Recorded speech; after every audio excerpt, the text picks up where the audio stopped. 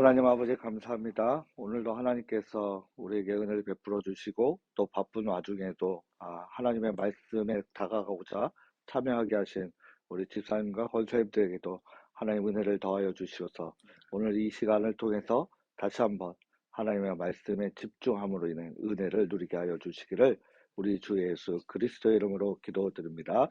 아멘. 자, 지난주에 우리가 아주 간단하게 설명드리면, 성경을 왜 믿어야 하는가, 성경을 믿을 만한 증거가 있는가라고 할 때, 우리가 네 가지를 언급했습니다. 그래서, 성경의 모든 내용들이 어긋나는 것이 아니라, 처음부터 끝까지 부합되는 내용들로 되어 있다. 그리고 성경에 일어난 일들은 반드시 일어나게 되었다. 그러니까 예언한 것들은 반드시 이루어지게 되었다. 그리고 예수 그리스도도 신약에 오셔서 예수 그리스도도 구약의 성경을 인용하시면서 성경 공부를 하셨고 믿으셨다. 그래서 당연히 우리도 그런 근거를 가지고 또 성경을 믿고 있는 거죠. 더더군다나 예수 그리스도를 통해서 복음이 전해지면서 우리 역시도 이제 그 말씀을 통해서 복음을 통해서 은혜를 통해서 우리 역시도 어떻게 되죠? 변화되는 삶을 우리에게 허락해 주셨다. 그래서 우리의 삶이 변화된다. 그런 네 가지의 측면을 가지고 우리가 성경을 어떻게 볼 것인가, 믿을 만한가에 대해서 지난주에 이야기를 나누었습니다. 이제 두 번째로 2주차에 들어가게 됩니다. 2주차에 보면 30페이지인데 성경은 우리를 도울 수 있습니다라고 우리에게 이야기하고 있습니다. 그래서 이 지난번과 같이 한 주에 5번에 걸쳐서 우리가 배우게 되는데 우리는 조금 더 빠르게 들어가도록 하겠습니다. 예수 그리스도의 이름으로 여러분을 환영합니다. 오늘은 새로운 한 주가 시작되는 날입니다. 여러분은 성경에 대해서 더 공부하실 준비가 되었으면 좋겠습니다. 지난주에 우리는 성경의 다른 모든 책들과 다르다고 배웠습니다. 성경은 하나님의 말씀으로 그리고 모두 66권의 책으로 이루어져 있습니다. 그래서 교회가 66권의 책을 성경으로 선택한 이유가 무엇입니까? 그럴 때 앞에서 얘기한 것처럼 성경의 모든 내용들이 부합된다. 성경에서 예언했던 것들은 반드시 일어난다. 예수 그리스도도 구약을 믿으셨고 가르치셨고 배우셨다. 그리고 네 번째, 성경은 우리를 변화시킨다.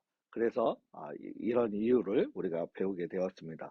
교회는 많은 책들을 살펴보았습니다. 그리고 하나님의 감동으로 된 66권의 책을 선택했습니다. 이 책은 우리들에게 주시는 하나님의 말씀입니다. 그죠? 성경은 하나님의 말씀입니다. 일반 책들과 다르게 하나님의 영으로 그리고 하나님의 감동하심으로 성령하심을 통해서 우리에게 전달된 것이 성경이라고 그래서 성경을 우리는 어떻게 해야 하는가? 성경을 존중해야 된다. 그죠? 하나님의 말씀이니까 당연히 존중했죠. 과거에는 막 성경책 함부로 다루면 어르신들이 매우 혼내기도 했어요. 막 던진다던가 막 툭툭 논다던가 막 이렇게 성경책을 툭 놓으면 막 싸가지 없는 놈이라고 혼나기도 했죠. 그래서 성경을 굉장히 귀히 여겼다. 그래서 성경책을 누가 혹시 찢는다? 있을 수 없는 얘기죠. 그건 굉장히 혹시라도 누가 나도 근데 성경 우리가 하도 얇아서 과거에 질도 안 좋아가지고 성경이 잘 찢어졌어요. 왜냐면 붙어 있다 보니까 성경을 이게 잘 펴다 급한 마음에 찾다가 보면 조금씩 찢어지기도 했어요. 그럼 누가 볼까나 테이프로 싹 붙여놔가지고 깜짝같이 찢어지지 않는 것처럼 굉장히 그리고 막 성경에 하도 갖고 다니면 이렇게 뒤에 모서리가 이런 모서리 부분이 꾸글꾸글 하잖아요. 그러면 또 이게 예배 시간에 설교 들으면서 다 하나같이 그 부분을 쫙 피는하고 또 그렇게 성경을 귀히 여겼고 그런 우리가 신앙의 전통이 있습니다. 그리고 성경을 공부하라고 말씀하고 있습니다. 그죠? 끊임없이 공부해야 돼요. 설교도 마찬가지예요. 설교도 의문을 갖는 게 아니라 질문하는 거죠. 의문은 내가 의심하는 거지만 질문은 내가 더 자세히 알고자 하는 거죠. 이해가 안 됐을 때 하는 거죠. 근데 성경은 정말 은혜로운 게 뭐냐면 지식이 훌륭하다고 해서 성경을 다 아는가? 그렇지 않아요. 근데 아무것도 모른다고 성경을 모르는가? 그렇지 않아요. 중세 시대에 이 위대한 그 영성가들은 정말 성경에 대해서 잘 모르신 분들이지만 어떻게 알게 되셨냐? 성령의 감동을 통해서 깊이 있는 책들을 저술하셨습니다. 그래서 우리 개신교에서는 그런 영성가들의 책들을 잘 읽지는 않는데 어쨌든 어, 필요로 할 때는 우리가 읽을 필요가 있고 거기를 통해서 매우 은혜의 말씀을 주고 있기도 합니다. 또 성경에 대해서 순종하라고 우리에게 말씀하고 있습니다. 그래서 성경을 어, 바닥에 내버려 두는 것은 성경을 존중하는 것인가? 이거는 그때그때마다 다르겠죠. 성경을 무시하는 것일 수도 있고, 관심을 안 가지는 것일 수도 있고, 성경에 대해서 우리가 이야기할 때 믿음과 같이 이야기할 필요가 있습니다. 예배소서 3장 14절에 보면, 그 하나님의 선물이 2장 14절인가 3장 14절 잠깐 헷갈리는데 하나님께서 우리에게 믿음을 선물로 주셨어요. 근데 우리가 세상 사람들 이야기 들어보는 것처럼 우리가 경험했잖아요. 하나님이 우리에게 선물로 믿음을 주신 것처럼 우리가 누군가에게 선물을 받아요. 그러면 그 사람이 기분 좋은지 나쁜지 내가 좋아하는 사람인지 내가 정말 가까이 하고 싶은지에 따라서 그 선물 포장지를 뜯는 사람도 있고 그 선물 포장지를 뜯고 별거 아니네 하고 던져놓는 사람도 있고 또 선물 포장지를 뜯고 또 그거를 잘 보고 이거 나한테 정말 좋은 것이다 하고 일상생활에 잘 사용할 때도 있고 나한테 마음에 안 들어 아니면 너무 귀중해서 어디 저런 장식장에다 잘 보관해 놓는 선물도 있을 것입니다. 마찬가지죠. 성경을 너무 귀중히 여겨서 성경을 펴보지도 않으면 그거는 성경을 어떻게 해요? 존중하는 게 아니죠. 성경은 뭐라고 말씀하고 있어요? 오늘도 존중하되 공부하라고 말씀하고 있죠. 아무리 좋은 선물을 받아도 그 선물 포장지를 뜯지 않으면 그 선물이 뭐 얼마나 우리에게 도움이 되고 귀중하겠어요. 선물의 포장지를 뜯어야 됩니다.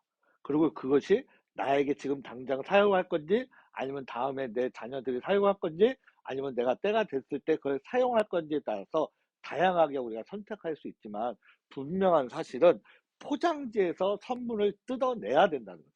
그것을 벗겨내야 된다는 거죠. 그럼 우리에게 하나님이 성경을 주셨다면 그 성경을 우리가 성경의 포장지를 뜯어내서 그것이 우리에게 지금 사용할 건지 사용하지 않을 건지를 우리가 봐야죠.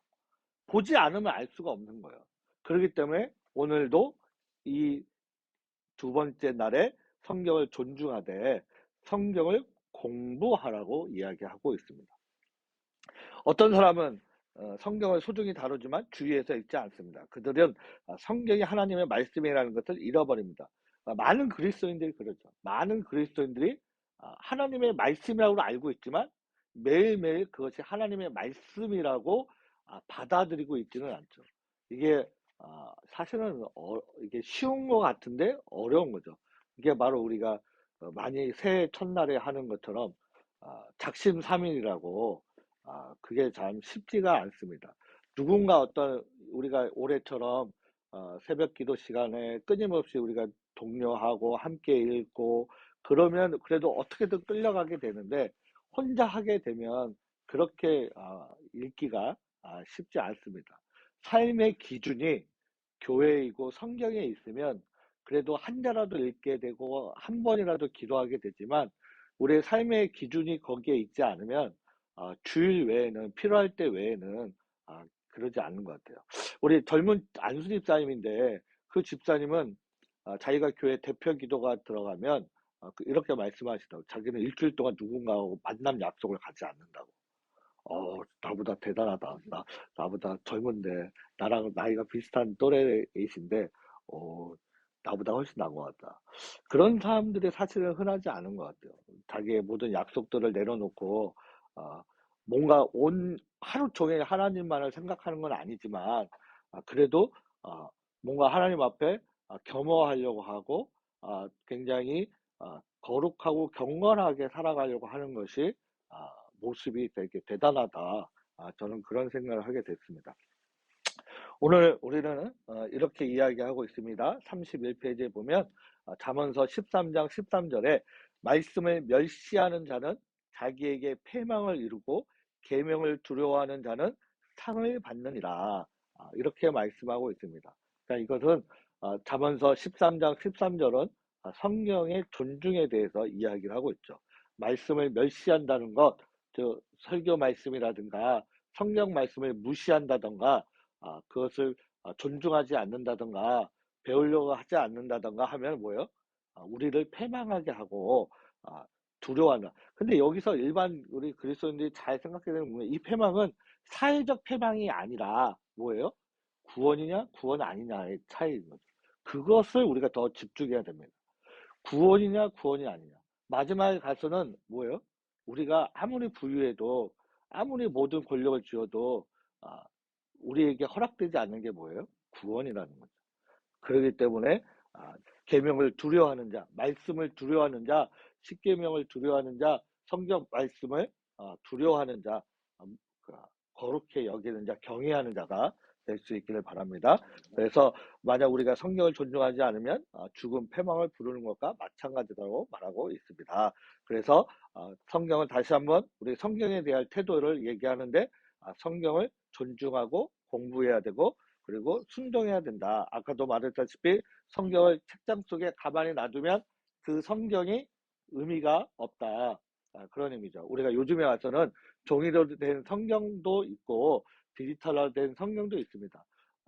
저 역시도 디지털화된 성경을 편의상 그렇게 갖고 다니지만 종이로 된 성경은 무조건 한 권은 있어야 되죠. 그리고 그것이 내 삶의 기준이에요. 그래서 저는 과거에 청년들한테나 우리 과거의 교회 집사님들한테 뭐라고 그러냐면 한 번이라도 만지라고 하루에 한 번이라도 이렇게 쓰다듬으라고 그렇게 돼서 접근을 계속 접근하고 이게 쓰다듬다 보면 이게 펴보고 싶어요. 펴보고 싶고 기도가 안 된다라고 하시는 분들은 성경을 안 읽기 때문에 그럽니다. 우리가 성경을 읽어야 기도하다가 나에게 주시는 말씀을 통해서 내 길을 열어주시는데 내가 성경을 모르면 말씀으로 주시는데 못 알아들어요. 못 깨닫고. 그렇기 때문에 기도하면서 성경을 읽고 또 성경을 읽으면서 기도해야 되는 거예요. 이게 두 개 중에 뭐가 중요하냐? 우리는 그거 뭐가 중요하다고 절대 얘기하지 않습니다. 그렇게 얘기하면 이단에 가깝죠. 의심해야 돼요.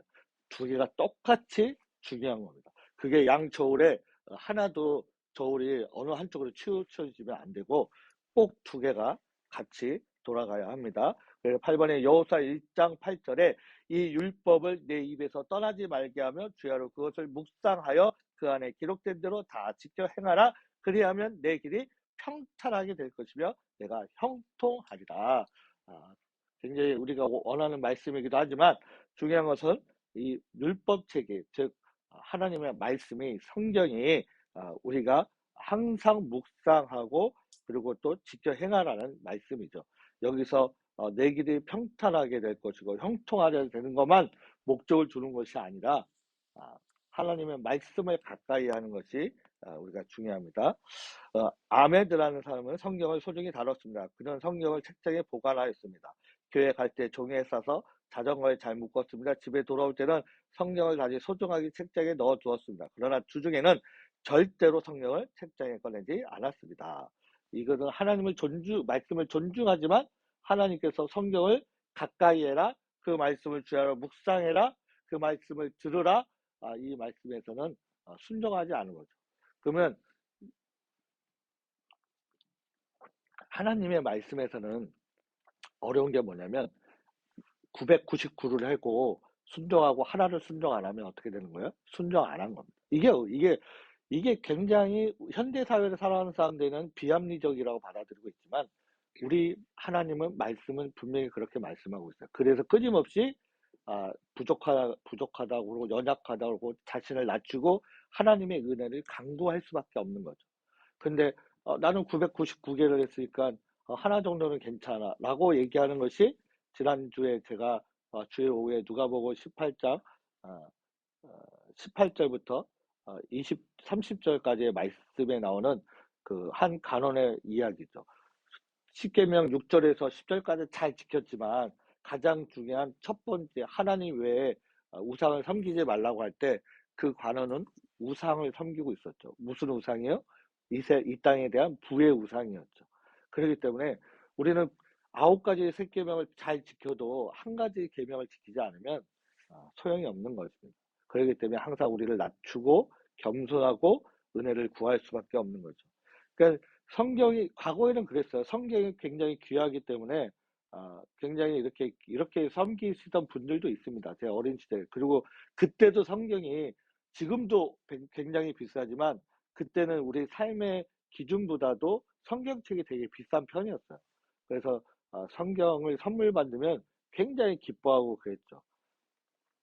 근데 이분은 성경을 존중하지만 성경을 공부하지는 않다. 성경을 공부하는 것이 매우 중요하다는 것을 계속 이야기하고 있습니다. 그리고 33페이지 13번에 마태복음 7장 24절에 그러므로 누구든지 나 이 말을 듣고 행하는 자는 그 집을 반석 위에 지은 지혜로운 사람 같으니라. 즉 하나님의 말씀을 듣고 순종하고 그것을 실천하는 자는 듣고 행하는 자는 여기 나오죠. 듣고 행하는 자는 그 집을 반석 위에 지은 지혜로운 사람이다. 모래 위에 지은 집이 아니라 반석 위에 지은 집이죠. 그 성경책을 존중하되 공부하지 않은 사람은 모래 위에 지은 집, 모래 위에 지은 믿음이라고 이야기할 수 있겠죠. 그들은 올바른 신앙생활이 아니라는 것을 이야기하고 있습니다. 그래서 성경은 뭐다? 성경을 존중하되 끊임없이 공부해야 된다. 이 성경은 공부하는 거에 끝나는 시간이 있는가? 끝날 시간이 없어요. 600년, 800년, 2000년에 걸쳐서 성경을 우리가 배우고 있지만 다 비슷한 말씀인 것 같은데 뭔가 다르게 다 새로운 것이 나타나고 있습니다. 그것이 신기해요. 어떤 책들은 한번 이렇게 읽고 학자들이 그거에 대해 토론하고 그거에 대해서 비판하고 그거에 대해서 더 나은 거를 찾고 하다 보면 끝이 있어요. 끝이 있는데 성경은 끝이 없습니다. 또 이렇게 해석하고 또 저렇게 하고 또 저렇게 적용하고 하면서 성경은 무수하게 새로운 하나님의 영감을 통해서 성령의 감동을 통해서 우리에게 그 시대에 맞는 새로운 해석과 새로운 적용을 우리에게 요청하고 있고 우리에게 전해주고 있다는 것을 우리가 꼭 기억할 필요가 있습니다. 그래서 35페이지에 우리는 성경을 존중하고 성경을 공부해야 하며 성경에 순종해야 합니다. 만약 우리가 왜 그렇게 해야 하는지 그 이유를 안다면 더 쉽게 할 수 있겠죠. 그렇죠? 우리가 우리에게 조금 더 명분을 이야기해주고 설명해주면 우리가 더 쉽게 접근할 수 있고 그렇게 행할 수 있는 것이죠. 오늘 성경을 공부해야 하는 중요한 2가지 이유가 있습니다. 성경은 우리가 무엇을 믿어야 할지를 가르쳐 줍니다. 그렇죠? 성경을 그래서 올바른 표현은 아니지만 구약 성경을 오실 일에 의한 오실 예수님에 대한 기록이다. 그리고 신약을 오신 예수님의 기록이다. 이렇게 이야기하고 있어요. 뭐 이건 좋은 표현은 아니지만 그냥 쉽게 이해하도록 이야기하는 것입니다. 그래서 성경은 무엇을 믿어야 할지를 그리고 그 믿은 다음에 우리가 무엇을 해야 할지를 우리에게 설명해주고 있다. 가르쳐주고 있다. 디모데후서 3장 16절에 모든 성경은 하나님의 감동으로 된 것으로 교훈과 책망과 바르게 함과 의로 교육하기에 유익하다. 다시 말해서 성경은 하나님의 감동으로 쓰였다. 그래서 우리를 가르치고 우리를 훈계하고 책망하고 바르게 하고 의로 교육하다. 그게 유익하다라고 성경은 말하고 있습니다. 그래서 끊임없이 성경은 그런 설명들을 지금 이틀 날에 이렇게 이야기하고 있습니다. 여기서 중요한 건 뭐예요?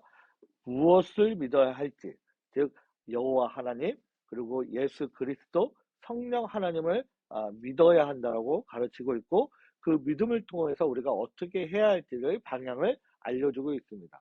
그래서 성경에 대해서 우리가 무지하다 할지라도 히브리어, 헬라어, 라틴어 이런 거 다 알아면 몰라도 상관없어요.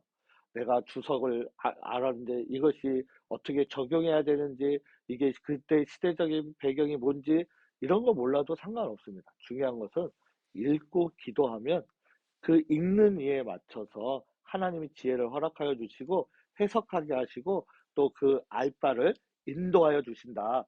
즉 우리를 우리가 무엇을 해야 할지를 가르쳐 주신다. 그렇게 말씀하고 있습니다. 그래서 37페이지에 보면 디모데후서 3장 16절의 말씀에 보면 교훈은 무엇을 믿어야 할 것에 대한 이야기고 책망은 우리가 믿지 말아야 할 것에 대해서 이야기하고 있습니다.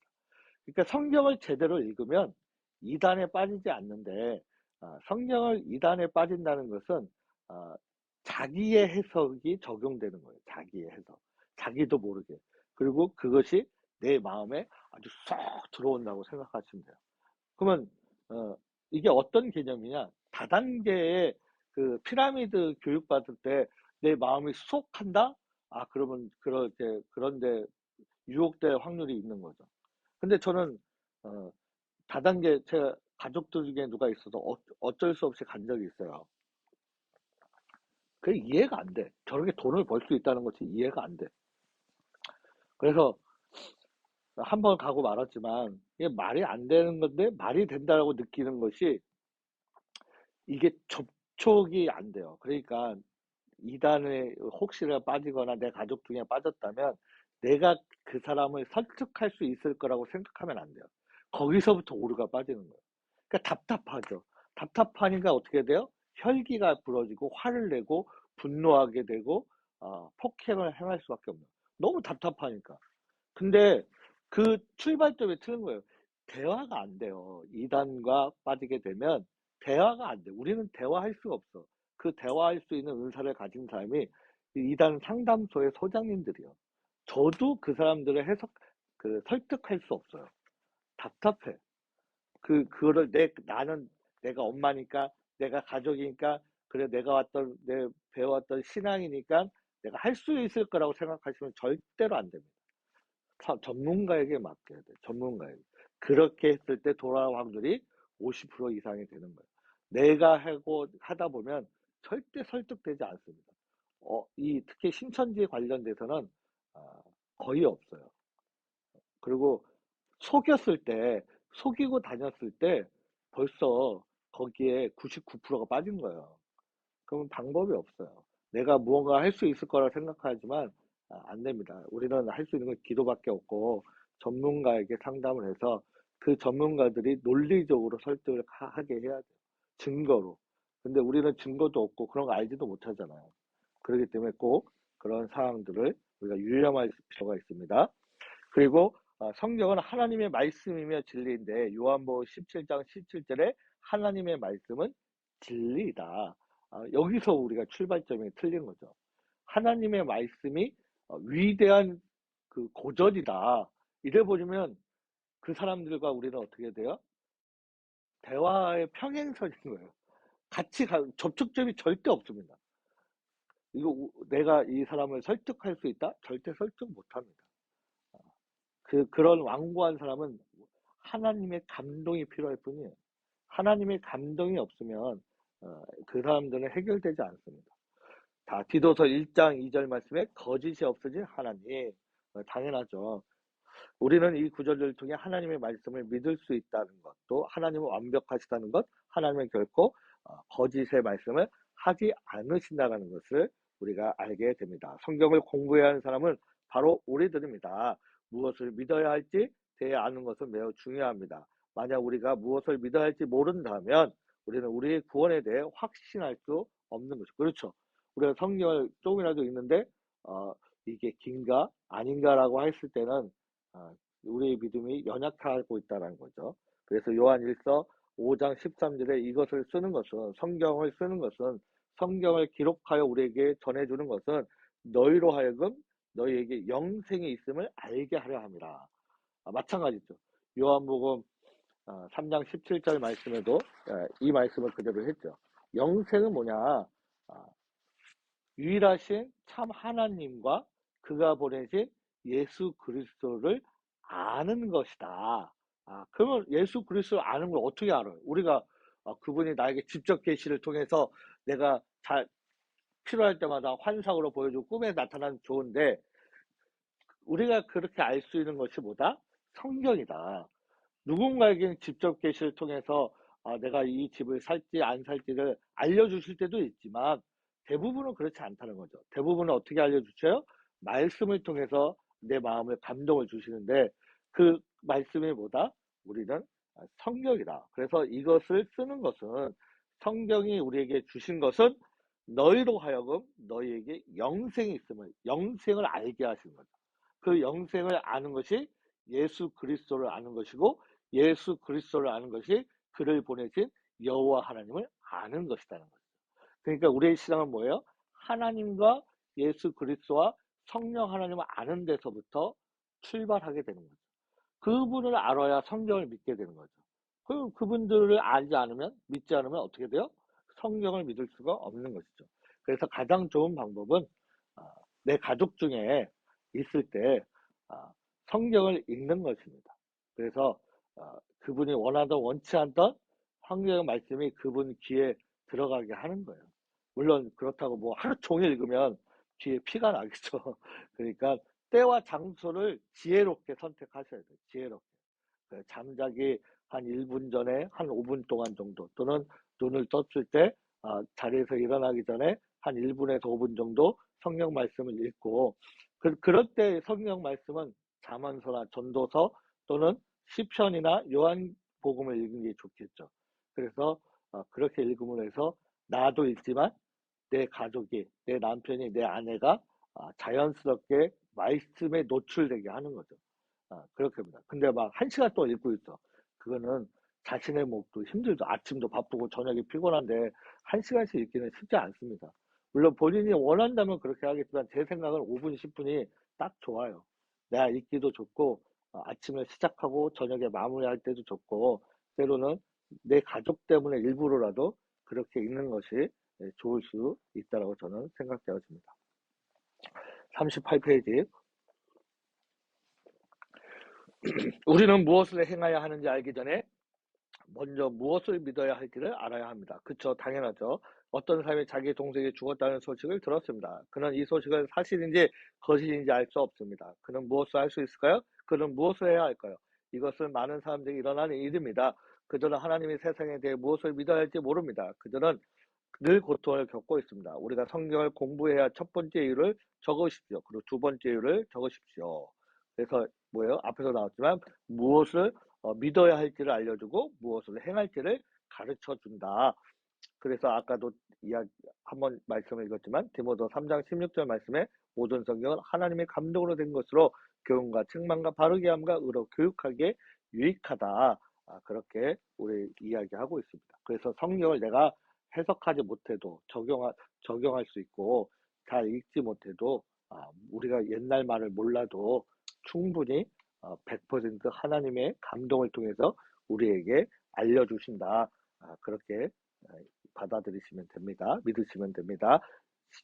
39페이지 12번에 성경은 우리가 무엇을 믿을지에 대해 가르쳐 줍니다. 그러나 또 많은 구절에서 무엇을 할지도 대해서 가르쳐 줍니다. 그래서 시편 119편 105절에 주의 말씀은 내 발의 등이요 내 길의 빛이니이다.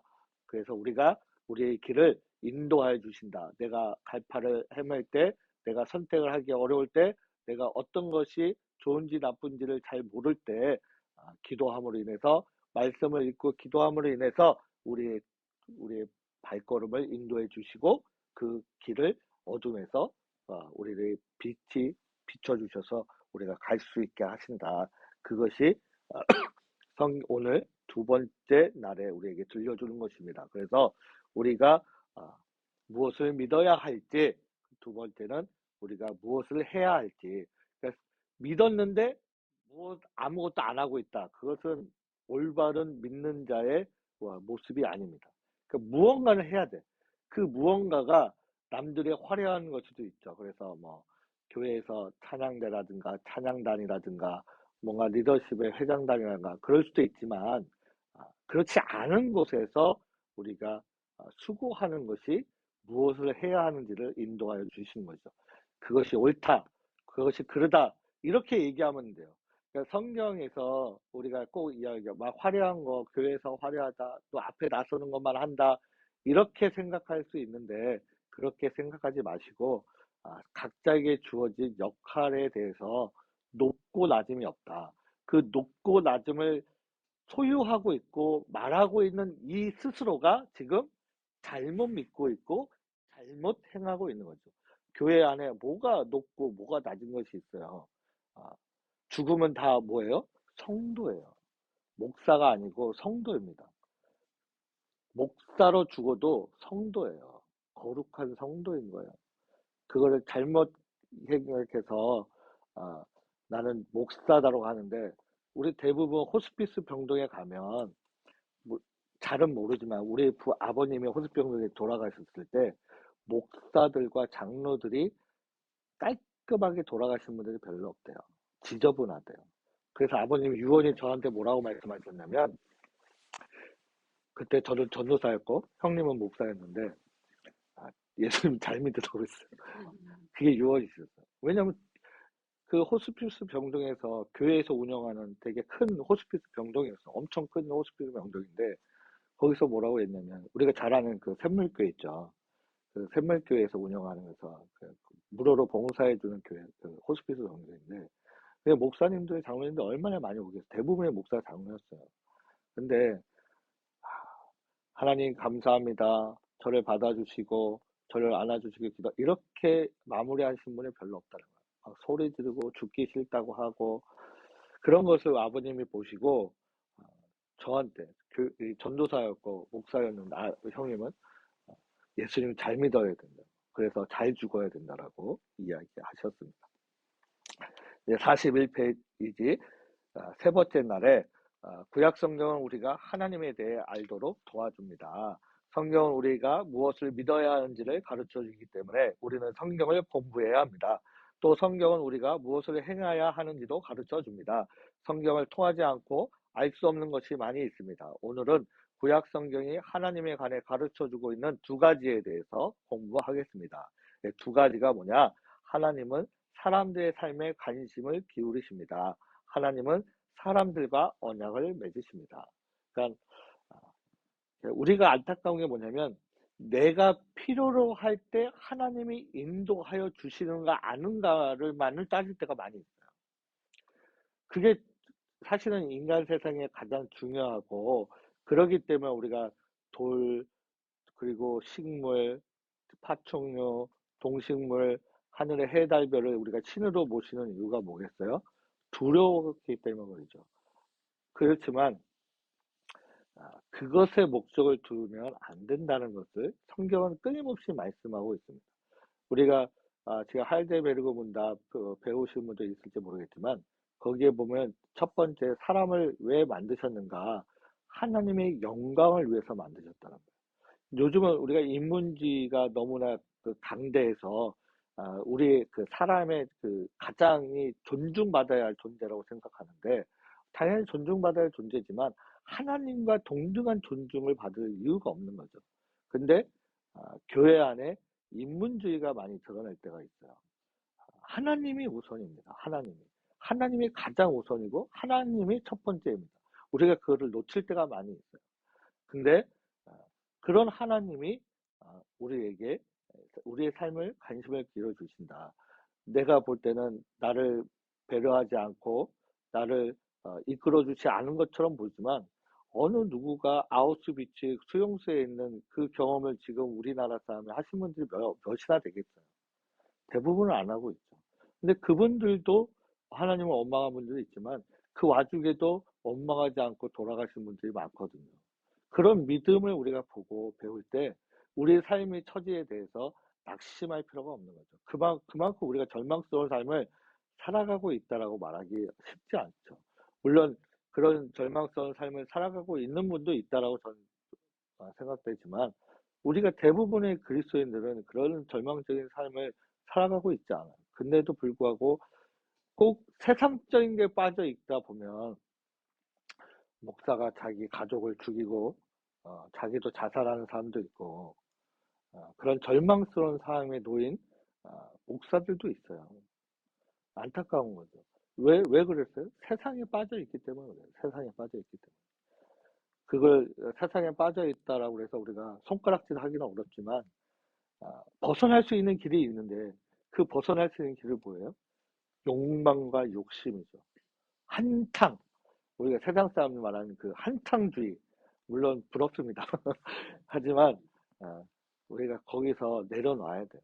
내려놓고 지금 주어진 거에서 남이 가진 거에 대해서 우리가 욕심내지 말고 지금 주어진 것에서 어떻게 하면 최선의 우리가 효과와 누리고 가족들과 나누고 우리가 그것을 했을까. 물론 남 뭐 100인치 뭐 벤츠 타고 다닐 때 나는 티코 타고 다니고 다마스 타고 다닐 수도 있죠. 그건 세상 사람들 눈높이에 맞추는 거예요. 근데 그리스도인은 그런 세상 사람들의 눈높이에 맞출 필요가 없다는 거죠.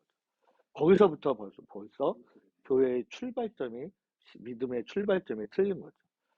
대부분 그런 출발점을 가지고 있죠. 가지고 있습니다. 그래서 저는 예를 들어 노숙자가 교회에 왔다.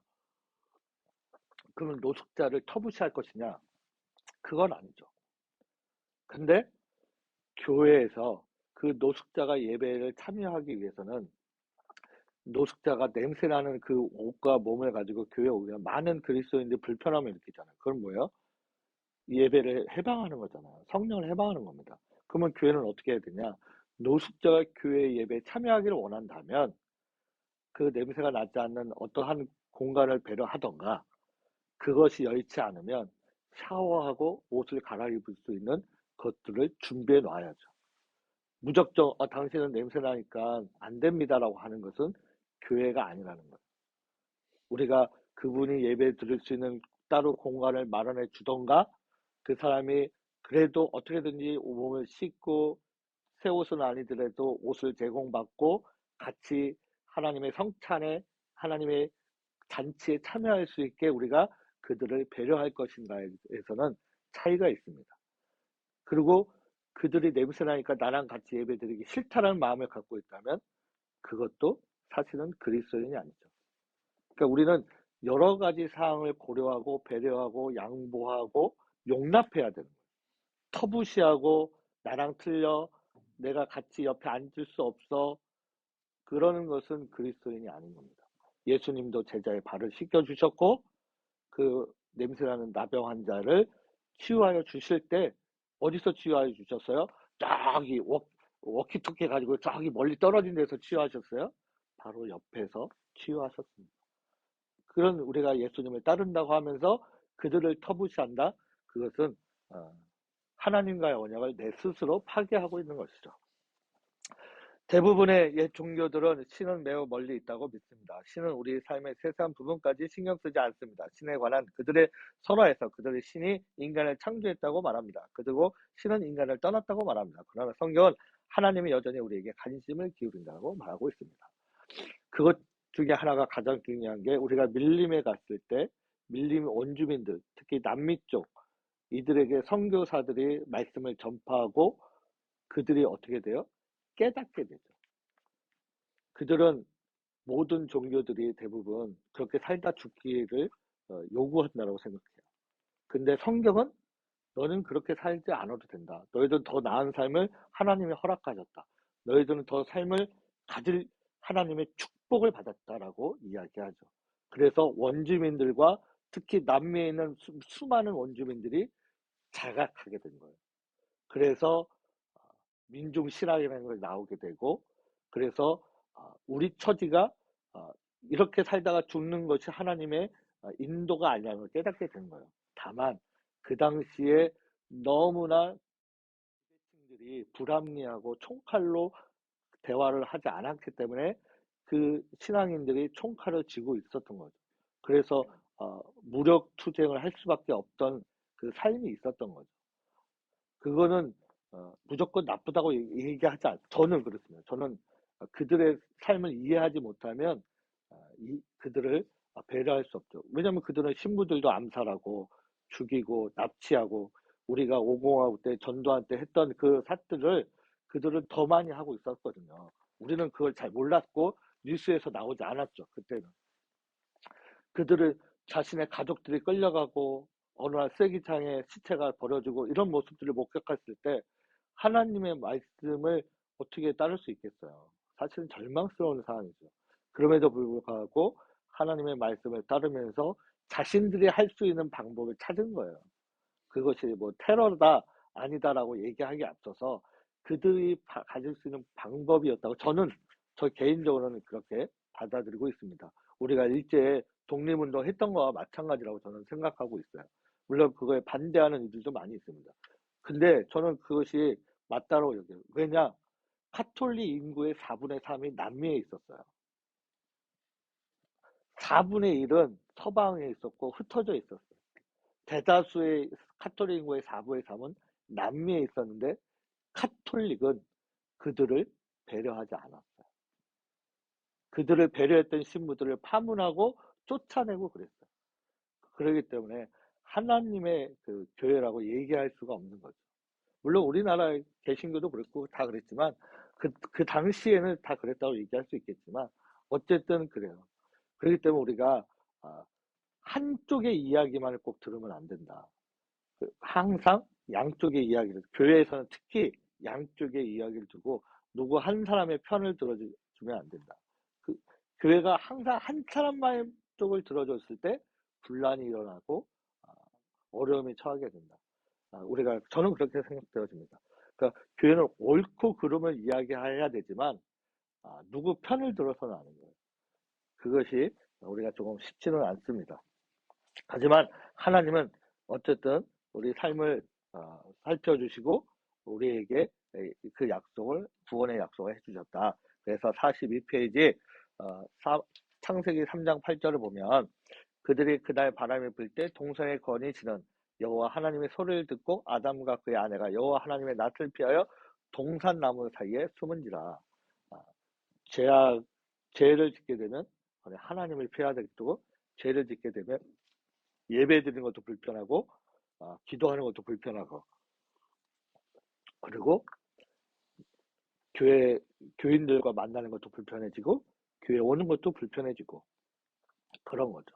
그러니까 저 사람 때문에 내 마음이 불편해졌다라는 하면서 교회를 나오지 않는 것 자체가 사실은 그 문제가 있어요. 저 사람이 잘못했기 때문이라고 이야기하지만 그것이 믿음과 뭔 상관이 있어요. 저 사람과 나와의 문제지 그것이 하나님과 나와의 문제는 아니죠. 내가 감기 걸렸다고 하나님은 원망하고 교회 안 나와요? 그렇지 않잖아요. 그러면 자기가 견딜만 하면 나오고 견딜지 못하겠으니까 안 나온다. 우리 교회가 아니면 다른 교회라도 가야죠. 저는 그렇게 생각합니다. 근데 저 사람 때문에 교회를 안 나온다. 이것은 이유가 되지 않아요. 그러면 그 삶에 어떤 핑계가 생기면 원인이 생기면 끊임없이 교회를 벗어나려고 있고 하나님을 거부하게 되는 거죠. 그런 것을 우리가 좀 조심할 필요가 있습니다.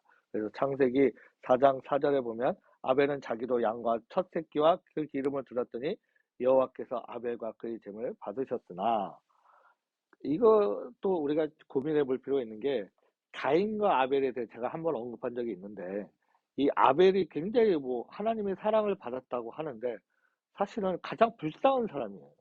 제가 개인적으로 볼 때 태초의 자녀인데도 불구하고 아벨은 하나님의 사랑을 가인보다 더 못 받은 것 같아요.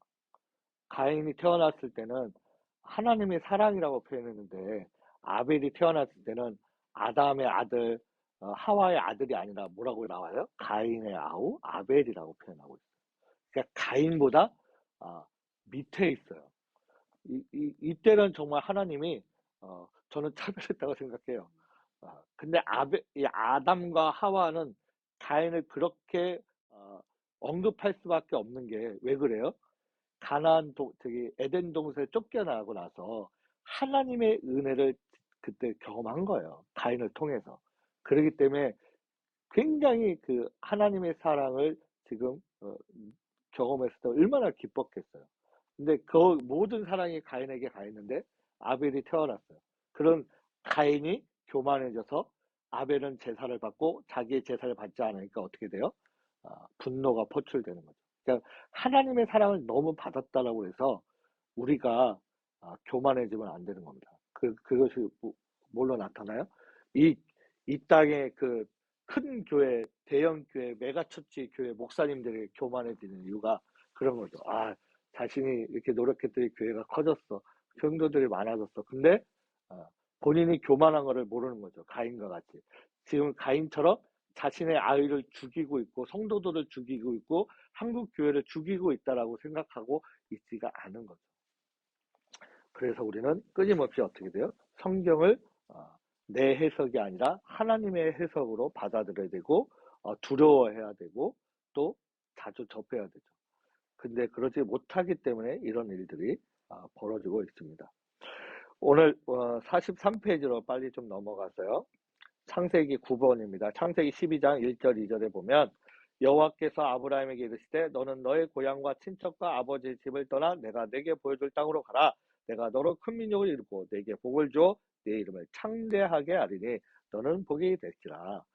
하나님의 말씀에 순종해서 나아가게 되죠. 근데 아브라함이 매번 순종이냐? 그렇지는 않아요. 아브라함이 이 친척 집에서 이 갈대아 지역에서 떠났을 때 하란이라는 지역에 머물게 됩니다. 그때 그냥 며칠 머물다가 내려온 것이 아니라 최소 2년 이상 머물렀다고 학자들은 이야기하고 있어요. 그러고 나서 하란에서 아버지가 돌아가시고 나서 데라가 돌아가시고 나서 다시 하나님이 나타나시고 나서 그때서 가나안 땅으로 이동하는 여정이 나타나게 됩니다. 근데 우리는 아브라함이 굉장히 어, 항상 순종했다고 생각하는데 그렇지는 않아요. 아브라함이 그렇게 우유부단하기도 하고 굉장히 가나안 땅에 가는 것을 어려워한 적도 있었다. 왜 그러죠? 평생 가보지 않고 그 하란에서 가나안 땅에 대한 무수한 소문을 들었을 거 아닙니까? 좋은 소문이 없었겠죠. 그러다 보니까 어, 가지 않았을까? 가려는 발걸음을 멈칫했을까? 물론 데라가 요청하기도 했지만 어쨌든 그런 일들이 있었다고 합니다. 하지만 그럼에도 불구하고 하나님은 언약을 하시고 인도해 주시고 이끌어 주시고 그로 인해서 어, 세상의 민족의 아버지가 되는 그런 은혜를 누리게 하셨다. 그래서 구언약과 신언약을 통해서 하나님이 우리에게 약속해 주시고 우리를 인도하여 주신다. 태초에는 아브라함이었다면 이후에는 예수 그리스도를 통해서 우리를 인도하여 주고 계시다는 것을 말씀하고 있습니다. 그러니까 계속 끊임없이 이 구약 성경은 두 가지를 얘기하고 있어요. 우리 삶을 살펴주고 계시다. 그리고 우리와 약속하셨다. 나와 약속한 것도 있겠지만 내 믿음의 조상을 통해서 아브라함을 통해서 약속하기도 하고 또는 때로는 내가 하나님과 서원함으로 인해서 그 약속을 스스로 우리가 고백할 때도 있고 그렇습니다. 물론 그것이 좋다 나쁘다 우리가 며칠 전 엊그제 읽었던 그 사사기에 나오는 입다처럼 하나님 내가 전쟁에 승리하면 나를 맞이하는 첫 번째 맞이하는 이들 사람이 아니라 동물이라고 생각했던 것 같아요. 그래서 하나님께 바치겠다라고 하는 그런 교만한 마음도 있을 수 있지만 우리가 항상 그래서 입술을 조심해야 되는 이유가 그거죠.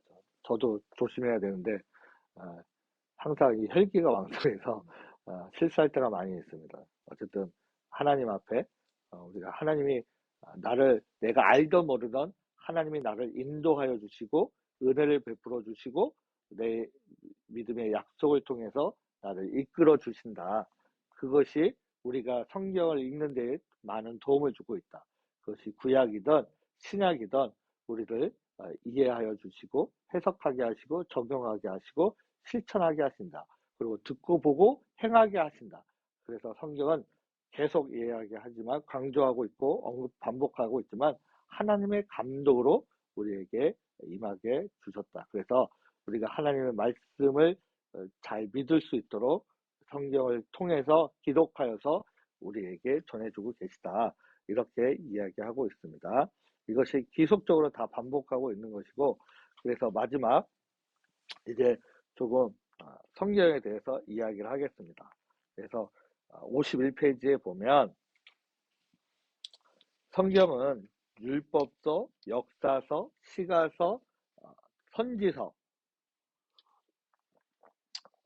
이렇게 나오고 있습니다. 그래서 여러 가지 해석들이 있는데 우리가 지금 하고 있는 것은 율법서입니다. 그래서 모세 오경이라고 표현하기도 하고 케투붐이라고 표현하기도 하는데 이건 뭐냐면 우리가 다 아는 것처럼 창세기, 출애굽기, 레위기, 민수기, 신명기의 성경을 이 모세 오경이라 하고 율법서라고 이야기하고 있습니다. 그래서 이 율법서는 언약에 대해서 하나님께서 내 백성을 삼겠다, 내가 너의 하나님이 되겠다, 내가 너희의 유일한 하나님이다, 이 말씀을 끊임없이 얘기하시면서 신명기에서도 뭐라고 말씀하시냐면 내 말을 듣고 따르고 순종하고 따르면 복을 받고 그렇지 않으면 뭐요? 벌을 받을 것이라는 것이 출애굽을 통해서도 또 민수기를 통해서도 신명기를 통해서도 지속적으로 반복하고 있고 그것을 어, 신학적으로는 신명기적 사관, 신명기적 관점 뭐 이렇게 표현하고 있습니다. 그게 단순하죠. 하나님의 말씀을 잘 들으면 복을 받고 하나님의 말씀을 따르지 않으면 벌을 받는다. 이것이 우리 구약의 성경의 큰 줄기이고 지금 우리가 읽고 있는 사사기의 큰 줄기이기도 합니다. 그리고 하나 더 언급하면 신명기는 이제 우리가 그렇게 생각하시면 돼요. 민수기까지는 출애굽했던 어른들이 함께 있었던 시기라면 신명기는 그러니까 민수기에서 신명기는 굉장히 기간이 좀 이렇게 많이 이렇게 벗어나는 겁니다. 그래서 그 기간을 잘 우리가 생각해요. 신명기는 주로 누구의 특별히 요단강 동쪽에서 요단강을 바라보면서 모세가 마지막으로 이야기할 때 그때는 이제 나이 많은 사람들은 다 없는 거예요. 누구만 있어요? 모세와 그리고 누구요? 갈렙과 여호수아만 있었던 거예요. 그 다음엔 누구요? 2세들만 있거나 넘어왔을 때 이제 그 나이가 차지 않은 어린애들만 남아 있었던 거예요. 그래서 다시 그거를 반복하고 있는 거예요. 고별 설교가 그겁니다. 왜냐면 기적과 이적을 매번 경험하면 그게 기적과 이적이 되겠어요? 되지 않아요. 예수님도 그랬어요. 기적과 이적은 우리를 믿음으로 인도해 주지만 믿음을 성장시키지는 않는다는 거예요. 그러니까 우리는 그러죠. 기도할 때 매번 하나님 내 눈에 기도원처럼 기적이 이런 내 눈에서 양동이 안에만 이슬이 있고 양동이 밖에는 이슬이 없게 해주시라는 그런 기도를 우리가 매번 하지만 예수님께서도 말씀하셨지만 우리의 믿음을 그것이 성장시키지 않는다. 이스라엘 백성들이 기적이 일상화가 됐을 때 어떻게 돼요? 기적을 기적으로 바라보지 않는 거죠. 그냥 일상생활이 되는 거예요. 먹을 때 먹고 싶은 거 먹고 목마를 때 하나님이 주신 물 먹고 고기가 먹고 싶으면 고기를 먹고 이렇게 돼버리는 거예요. 그리고 자신들이 평생 40년 동안 옷을 입고 신발을 신었는데 낫지 않는다? 그 평생 걸어 다녔는데 그것이 낡아지지 않는다는 것이 이해가 되세요? 근데 그들은 그것이 삶이라고 받아들인 거예요. 그러다 보니까 이 여호수아 갈렙처럼 가나안 사람들과 전쟁을 한다는 것에 대해서 두려움을 가질 수밖에 없었던 거예요. 왜냐하면 자기들은 그냥 편히 먹고 사는 거하고 똑같은 거예요. 우리가 어떤 마인드냐면 지금 젊은 세대들이 통일이 됐을 때 자신들이 고통받는 것 때문에 통일을 거부하는 거하고 똑같은 거예요. 그런 마인드가 지금 이 신명기의 백성들은 그런 마인드를 갖고 있는 거예요. 하나님의 커다란 구속의 역사와 약속을 받아들이지 않는 거죠. 왜 나 지금 이렇게 편하게 살고 있는데, 나 이렇게 지금 쉽게 살고 있는데, 내가 손해보지 않고 있는데, 그거에 비하면 독일은 굉장히 지혜로운 거죠, 사실은. 독일은 굉장히 지혜로운 겁니다. 그렇기 때문에 강대국이 빨리 더 강대국이 될 수 있는 거죠. 근데 우리 젊은 애들은 통일세를 내라고 하면 그것을 거부할 거예요. 100% 거부합니다.